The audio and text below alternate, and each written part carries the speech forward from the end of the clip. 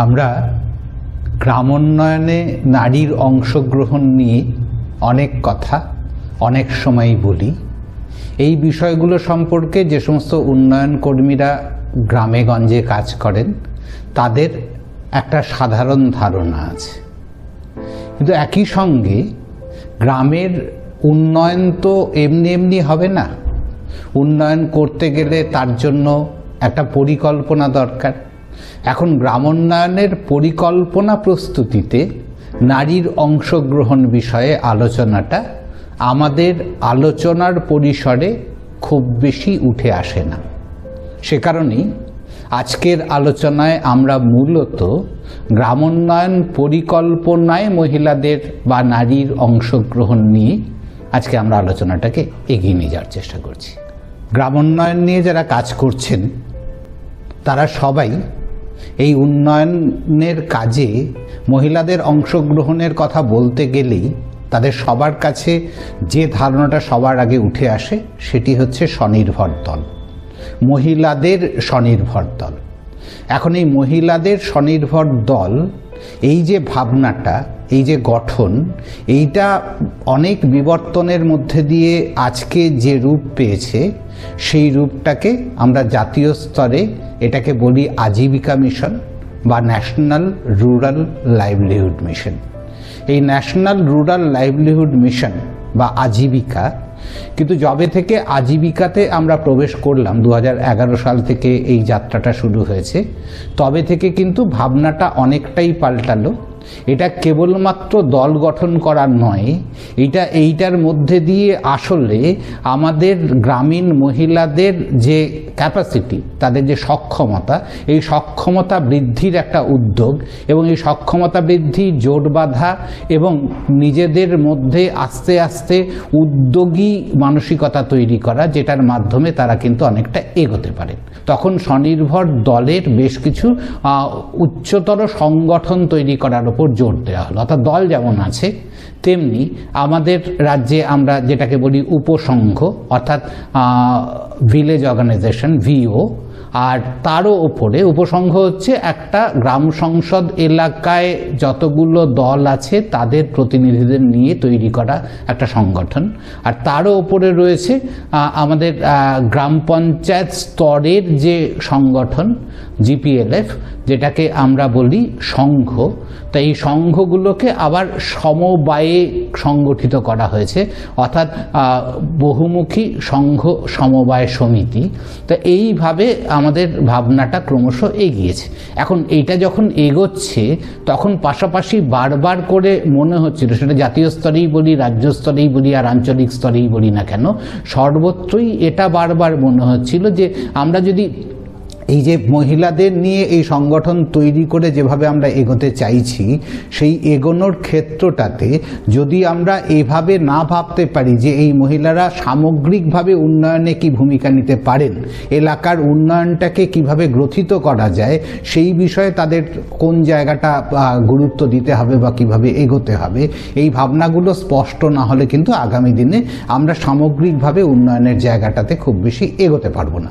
এবং এটা করতে গিয়ে পাশাপাশি আর একটা জিনিস বারবার মনে হচ্ছিল যে পঞ্চায়েতের একটা দায়িত্ব আছে, তার যে প্রতিটি পঞ্চায়েত এলাকার জন্য, সেটা গ্রাম পঞ্চায়েত হতে পারে, পঞ্চায়েত সমিতি হতে পারে, জেলা পরিষদ হতে পারে, যে স্তরেরই হোক না কেন, প্রতিটি স্তরের পঞ্চায়েতের একটা তার যে সময়কাল, সেই সময়কালের জন্য সামগ্রিকভাবে এবং প্রতিটি বছরের একটি করে পরিকল্পনা তৈরি করার কথা।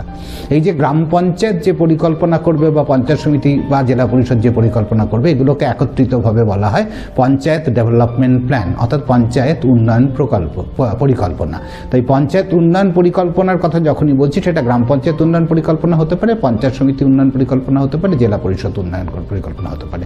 তো যাই হোক না কেন, এর শুরুটা তো গ্রাম পঞ্চায়েত, এবং এই গ্রাম পঞ্চায়েত স্তরে এই যে শুরুটা হচ্ছে, এইটাকে এবার আমরা বললাম বা সামগ্রিকভাবে বলা হলো যে এই উন্নয়ন পরিকল্পনাটাকে যদি আমরা ওই যে সুস্থায়ী উন্নয়নের যে 17টি লক্ষ্য আছে, এই লক্ষ্যের আঙ্গিকে যদি এই পরিকল্পনার ভাবনাটাকে তৈরি করে নেওয়া যায়। তো এই জায়গা থেকেই চলে এলো একটা ধারণা যেটাকে বলা হয় localisation of sustainable development goals, অর্থাৎ আমাদের ওই সুস্থায়ী উন্নয়নের লক্ষ্যমাত্রার স্থানিকীকরণ বা স্থানীয়করণ। এই যে স্থানীয়করণের কাজটা, এটা করতে গিয়ে 9টা থিম ভাবা হলো এবং প্রতিটি থিমের ওপর পঞ্চায়েত পরিকল্পনা করবে এবং সেটা রূপায়ণের জন্য উদ্যোগ নেবে। এই ভাবনা থেকে LSDG বেসড প্ল্যানিংয়ের জায়গাটা তৈরি হলো। এখন আবার সমস্যাটা কোথায় এসে দাঁড়ালো? আমরা ভাবনা চিন্তাগুলো যথেষ্ট উন্নত বা যথেষ্ট এগিয়ে থাকা, প্রাগ্রসর, কিন্তু সেই ভাবনা চিন্তা এবং তার যে রূপায়ণ, মাঠে এটা নিয়ে কাজ করা, এই দুটোর মধ্যে চিরকাল একটা ব্যবধান থেকে যায় এবং ব্যবধানটা ইদানিং অনেকটা বাড়ছে সর্বত্র। অর্থাৎ মানুষের অংশগ্রহণে পরিকল্পনা হবে, এটা আমরা যতটা থিওরিটিক্যালি বলছি, আসলে মাঠে ঘাটে ততটা অংশগ্রহণ হচ্ছে না। পঞ্চায়েত অংশগ্রহণ বলতে কিছু মানুষকে ধরে বেঁধে নিয়ে আসছে, অথবা কিছু মানুষের এই অ্যাটেন্ডেন্স দেখিয়ে দেওয়া হচ্ছে, তারা অংশগ্রহণ করেছেন দেখানো হচ্ছে, এবং যদি অংশগ্রহণ করেও থাকেন সেই অংশগ্রহণেও কিন্তু আমরা সবসময় এতটা পাচ্ছি না যে সত্যি সত্যি তারা একটু ফোকাসড ওয়েতে কথাবার্তা বলছেন। সেখানেও খানিকটা ওই একটু এগিয়ে থাকা মানুষ, তাদের কথাগুলো গুরুত্ব পাচ্ছে, একটু মানে ক্ষমতাশীল মানুষ, তাদের কথাগুলো গুরুত্ব পাচ্ছে। সব মিলিয়ে জিনিসটা অনেক সময় ঠিক দানা বাঁধছে না যেভাবে দানা বাঁধা দরকার। তাহলে পঞ্চায়েত উন্নয়ন পরিকল্পনা যেমন চলছে বা চলবে, যেভাবে চলার কথা সেটা চলবে, প্রতি বছরই পরিকল্পনা হবে, এবং আমাদের যারা উন্নয়ন কর্মী হিসাবে গ্রামে গঞ্জে কাজ করি বা কাজের সঙ্গে যুক্ত থাকি, তাদের প্রচেষ্টা হবে এটাকে কতটা জনমুখী করা যায়, এটাকে কতটা সত্যি সত্যি সুস্থায়ী উন্নয়নের লক্ষ্যমাত্রাগুলোকে মাথায় রেখে সেই লক্ষ্যের দিকে এগিয়ে নিয়ে যেতে এটাকে কতটা ব্যবহার করা যাবে, সেটা আমাদের লক্ষ্য হতে পারে বা হবে।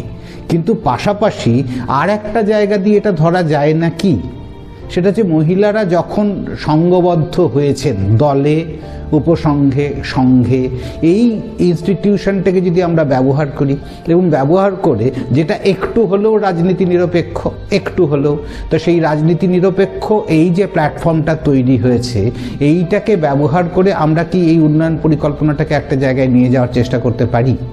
এই ভাবনা থেকেই নারীর উন্নয়ন এবং পরিকল্পনা, এই দুটোর মধ্যে সাযুজ্য কী করে নিয়ে আসা যায় সেই ভাবনাটা কিন্তু শুরু হয়েছিল। এবং এই ভাবনা থেকে একসময় চালু হলো VPRP বলে একটা ইনিশিয়েটিভ। প্রথমে এটার নাম এরকমই ছিল, ভিলেজ পভার্টি রিডাকশন প্ল্যান, অর্থাৎ গ্রামের দারিদ্র্য হ্রাস করার পরিকল্পনা। পরবর্তী সময় দেখা গেল যে না, এই নামটা অনেকটাই একটু ঋণাত্মক, ফলে এটাকে পাল্টানো যায় কি, VPRP কথাটা থাকলো কিন্তু নামটা পাল্টে গিয়ে হলো village prosperity and resilience plan, অর্থাৎ গ্রামের উন্নয়ন বা গ্রামের সমৃদ্ধি ও প্লবতার পরিকল্পনা। রেজিলিয়েন্সটাকে যদি আমি প্লবতা বাংলা করি তাহলে দাঁড়ালো গ্রাম সমৃদ্ধি ও প্লবতার পরিকল্পনা। এই যে পরিকল্পনাটা, এই পরিকল্পনাটা করবে গ্রাম পঞ্চায়েত নয়, এই পরিকল্পনাটা কিন্তু করবে স্বনির্ভর দলের দিদিরা নিজেদের মধ্যে বসে।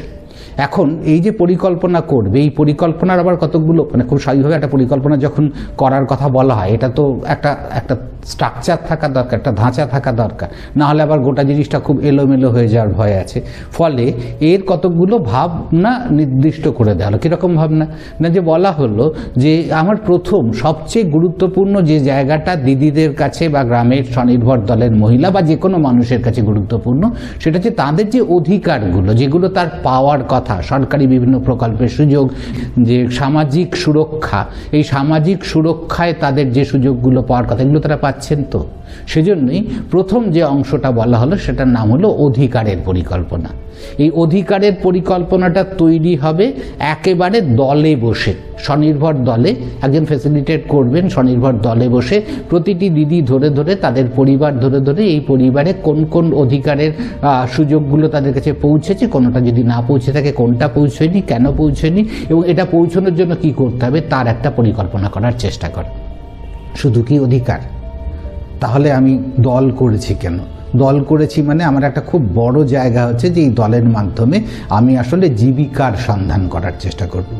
এজন্যই দ্বিতীয় যে পরিকল্পনার দিকটা উঠে এলো সেটাকে বলা হয় যে লাইভলিহুড প্ল্যান, অর্থাৎ জীবিকার পরিকল্পনা। এটাও কিন্তু দলে বসে হবে, দলে বসে দিদিরা, একটা সময় আমরা স্বনির্ভর দলের মাইক্রো প্ল্যানিং করতাম, অনুপরিকল্পনা, সেই অনুপরিকল্পনার মতো করেই দলের দিদিরা বসে বসে প্রতিটি পরিবার ধরে ধরে এই পরিবারের জীবিকার জন্য এখন কি সুযোগ আছে, কিভাবে তারা জীবিকা নির্বাহ করেন, সেই জীবিকা নির্বাহ করার ক্ষেত্রে কোথায় কোথায় জটিলতা আছে, কোন জিনিসগুলো একটু ঠিক করে দিতে পারলে, স্ট্রিমলাইন করে দিতে পারলে তাদের জীবিকা নির্বাহ করাটা সহজ হবে, সেটা যদি খুঁজে বার করা যায়। এবং তারপরে এটাও হতে পারে যে এখন যে বিষয়গুলোর ওপর ভিত্তি করে তার জীবিকা দাঁড়িয়ে আছে সেটা যথেষ্ট নয়, তাহলে তার জীবিকার একটা অন্যতর খাতে বইয়ে নিয়ে যাওয়ার দরকার হতে পারে, অর্থাৎ ডাইভার্সিফিকেশন অফ লাইভলিহুড পোর্টফোলিও, এটারও দরকার হতে পারে। তাহলে সেটা কি, কোন ক্ষেত্রে তার ক্ষমতা আছে, তিনি পারেন যে অন্য আরেকটা পাশাপাশি আরেকটা জীবিকার মধ্যে সংযুক্ত হতে, তাহলে সেটা কোনটা, এবং সেটার জন্য তার কি কোনো প্রশিক্ষণের দরকার আছে, সেটার জন্য তার আর কি ধরনের সহায়তার দরকার আছে, এইগুলোকে যদি পাশাপাশি আমরা ফেলতে পারি তাহলে কিন্তু তার জীবিকার পরিকল্পনাটা করা সম্ভব। এখন এই যে অধিকারের পরিকল্পনা বললাম এবং যে জীবিকার পরিকল্পনা বললাম, এই দুটোই কিন্তু হবে দলে বসে, প্রত্যেকটা দল ধরে ধরে দলের দিদিদেরকে নিয়ে এই পরিকল্পনাগুলো তৈরি হবে। কিন্তু দলের দিদিরা পরিকল্পনা করলেন সেটাই কি সব মহিলা কি দলে আছেন, সব পরিবার কি দলের সঙ্গে কোনো না কোনোভাবে যুক্ত আছে? তা তো নেই এখনো। যদিও আমাদের রাজ্যে মানে 1 কোটিরও বেশি, 1,14,00,000 কিছু বেশি সংখ্যক মহিলা এই মুহূর্তে স্বনির্ভর দলে, একদম অ্যাক্টিভ স্বনির্ভর দলে, সক্রিয় স্বনির্ভর দলে যুক্ত আছেন, তা সত্ত্বেও আমাদের তো গ্রামের মহিলার সংখ্যা আরও অনেকটা বেশি। সুতরাং বেশ কিছু মহিলা আছেন যারা এখনও যুক্ত নেই, তাদের কী হবে? তাদেরকে বাদ দিয়ে আমরা পরিকল্পনা করব? নিশ্চয়ই নয়।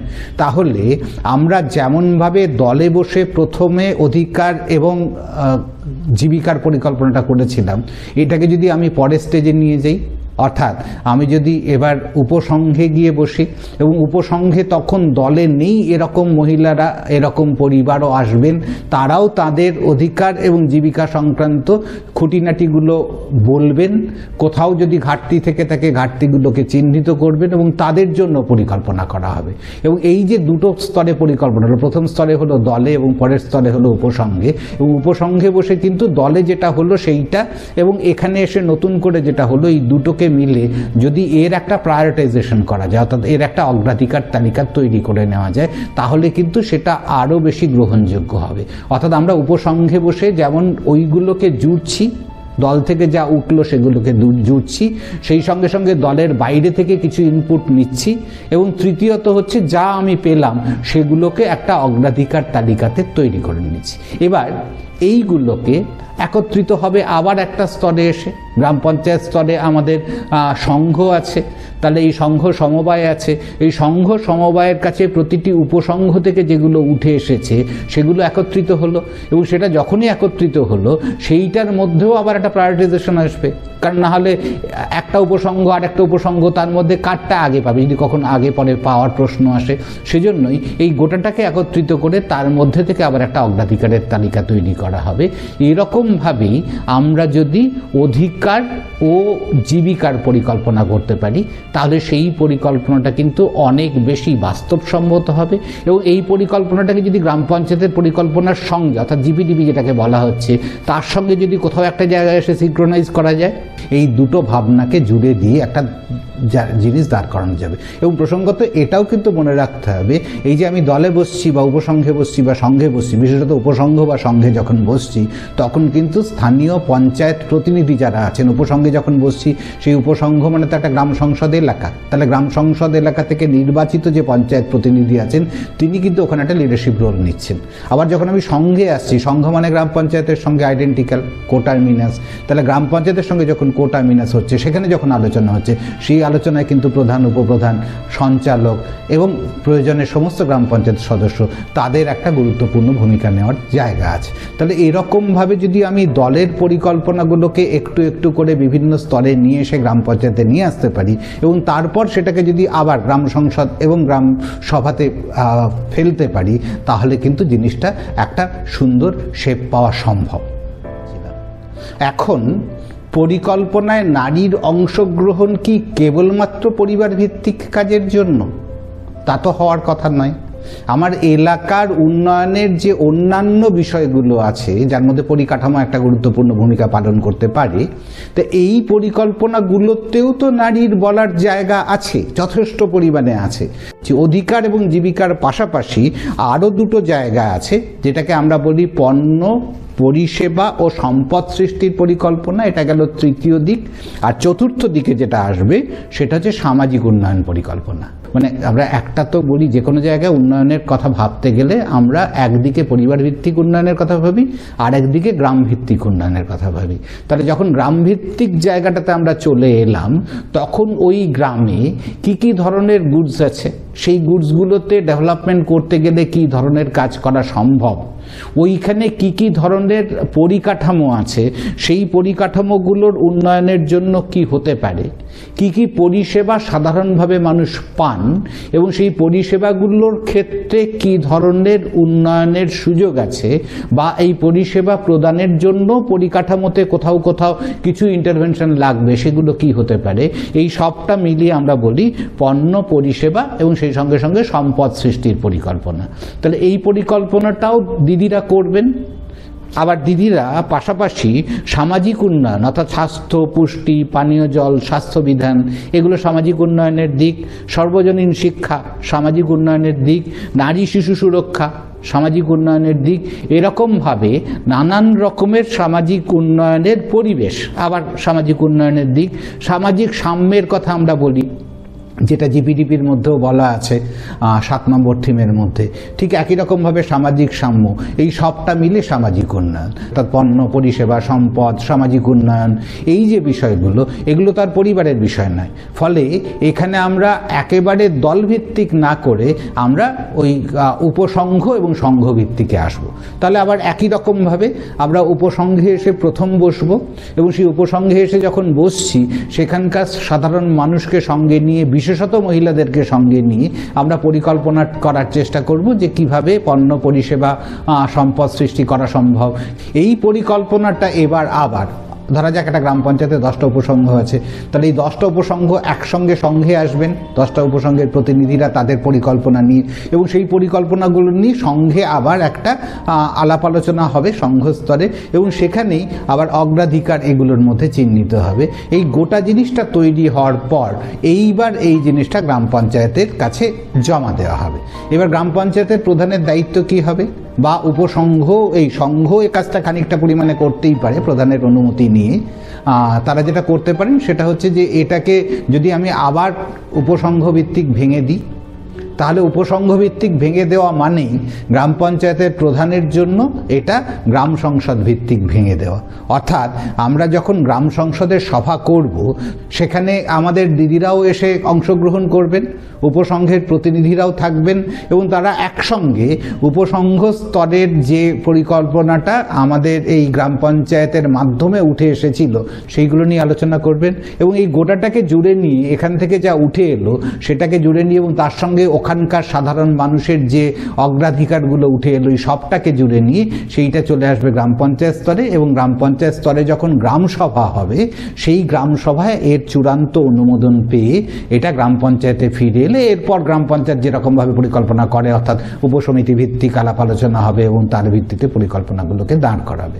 বিভিন্ন ধরনের সমাজ সংগঠন বা আমরা যারা সুশীল সমাজ সংগঠনের কথা বলি, সিএসও বা এনজিও যাই বলি না কেন, আমাদের দায়িত্ব কি হবে? আমাদের দায়িত্ব হবে যদি গ্রাম সংসদ সভার আগে যদি একটা মহিলা সভা করা যায়, এবং এই মহিলা সভাটা হবে আবার একই রকমভাবে এই যে আমার যে ভিপিআরপিতে যে পরিকল্পনাগুলো তৈরি হলো সেগুলোকে মাথায় রেখে, তাহলে ভিপিআরপির পরিকল্পনা তৈরি হওয়ার প্রক্রিয়ায় আমরা কি একটু হলেও যুক্ত হতে পারি আমাদের মতো করে? কারণ এটা তো পঞ্চায়েত ডাকছে বা ডাকছে না এটা আমার ভাবার দরকার নেই। আমরা যে দিদিদের সঙ্গে কাজ করি সেই দিদিরাই গোটা প্রক্রিয়াটার মধ্যে তারাই অনুঘটকের কাজ করছেন, তারাই নেতৃত্ব দিচ্ছেন। কোথাও কোথাও একটু আধটু ইনপুট দেওয়ার দরকার হলে আমরা দেব, এবং শেষ পর্যন্ত যখন গ্রাম সংসদ সভা বা গ্রাম সভা হবে যাতে এই বিষয়গুলো উঠে আসে। আমরা অনেক সময় ভাবি যে পরিকল্পনা বা তার রূপায়ণ এগুলোতে আমাদের অংশগ্রহণের সুযোগ খুব সীমিত এবং আমাদেরকে ডাকা হয় না, ফলে আমরা কি করব? কিন্তু আসলে জমিটা তো কেউ দেয় না, জমিটা তৈরি করে নিতে হয়।